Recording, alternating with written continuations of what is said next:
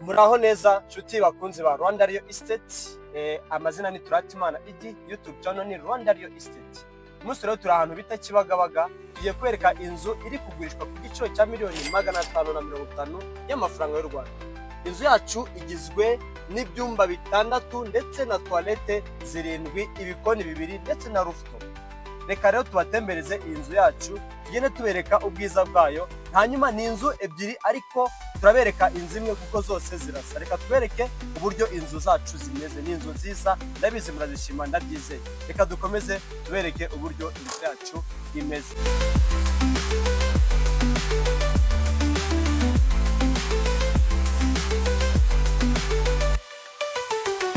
Yes, nkuko twababwiye rero iyi nzu yacu murabona ko ari inzu nziza cyane, ifite parikingi y'imodoka 3 zaparitse neza, 3 cyangwa 4 nkuko muri kugenda mubibona. Nuvuga ngo mparitse hano, undi yamparika inyuma, izindi zigaparika hanga nkuko muri kugenda mubibona.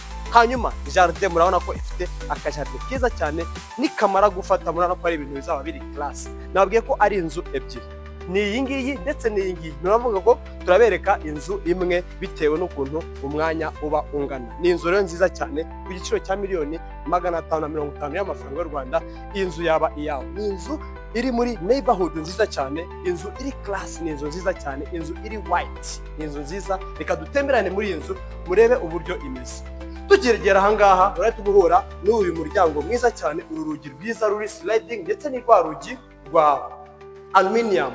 Ukagera muri iyi salo, ifite salo nziza cyane, salo nini yisanzuye nkuko muri kugenda mubibona kuri video yacu. Ni salo nini cyane yakwakira intebe nyinshi nkuko muri kugenda mubibona. Nuvuga ngo ifite entrance ebyiri, ifite iriya entrée ndetse n'iyi ngiyi nkuko muri kugenda mubibona. Nuvuga ngo ushatse uca ahangaha cyangwa se ugaca hariya bitewe n'ukuntu n'ahantu ushaka kunyura. Hanyuma ikagira aka TV stand muri kona hano, urabona ko ari ahantu heza, cyangwa se ushatse witereka hariya bitewe n'ukuntu uri kubibona. Reka noneho tujye muri salle à manger yayo murebe uburyo imeze. Inzu yose plafond gypsum, amatara meza kuko muri kugenda mubibona, ni amatara meza bagiye bashyiramo meza cyane. Hanyuma ukaza hano muri salle à manger nkuko uri kugenda ubibona, ifite salle à manger nini yisanzuye. Ushobora kuba uri hano uri kuganira na madamu wawe, rwose muri guhuza urugwiro ko mukareba uko ibintu bimeze.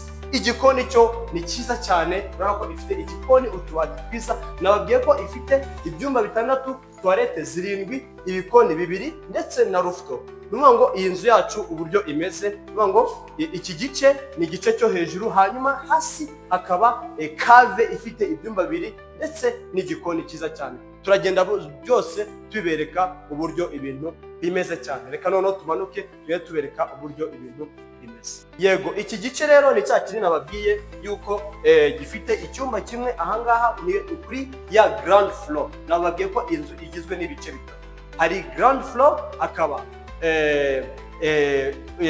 cyo bita muri cave, ndetse no hejuru hari bya byumba bindi bisigaye na rooftop nziza cyane. Nuvuga ngo iki cyumba ni kimwe twakita icyumba cy'abashyitsi, hanyuma gifite na toilette yacu nkuko mugenda mubibona. Nuvuga ngo iyi toilette ushobora kuyikoresha muri iki cyumba cyangwa se akayikoresha abashyitsi bamusuye nkuko uri kugenda mureba ibintu byose. Inzugi ni nziza cyane. Hanyuma ahangaha ni ahantu basize ho gukora iki, ho gushyira machine à laver, imashini yo kumesa. Barabona ko na connecteur zazo zihari, ibintu byose. Hanyuma tukajya hasi muri cave tukabereka ibyo byumba bindi, hanyuma tugahita tuzamuka hejuru tukabereka uburyo ibintu bimeze. Ni ibyumba 6, toilette 7. Reka tumanuke hasi muri cave murebe uburyo bimeze. Turi kumanuka cave tugenda muri bya byumba byacu byo hasi. Urabona ko tumanutse cave, tukugenda tubereka ibyumba 2 byo hasi ndetse n'igikoni cyiza cyane. Iyi ni koridoro ihuza bya byumba 2. Dore icyumba cya mbere ni iki ngiki, hano ko ari iki gifite ndetse n'inzugi nziza cyane za muvura n'umuryango usohokera hanze mu gikari.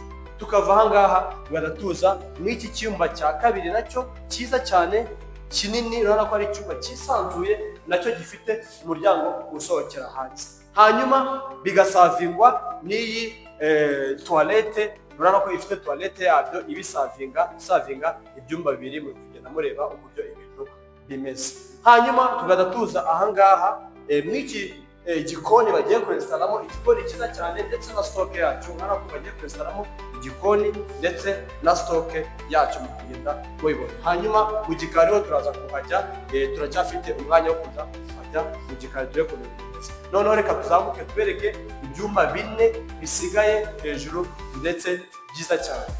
Turazamutse rero kuri bya byumba bindi byo hejuru. Urabona ko turi kuzamuka escalier gake gake kugenda mubasha kureba uburyo ibintu bimeze. Tukagera ahangaha twahita nkaho ari salo ya kabiri, ariko ntitwite nkaho ari salo ya kabiri, reka twite ko ari koridoro nini ibasha gusavinga bya byumba 3 biri hejuru. Ni ukuvuga ngo iki gice cyo hejuru kuri first floor kigizwe n'ibyumba 3.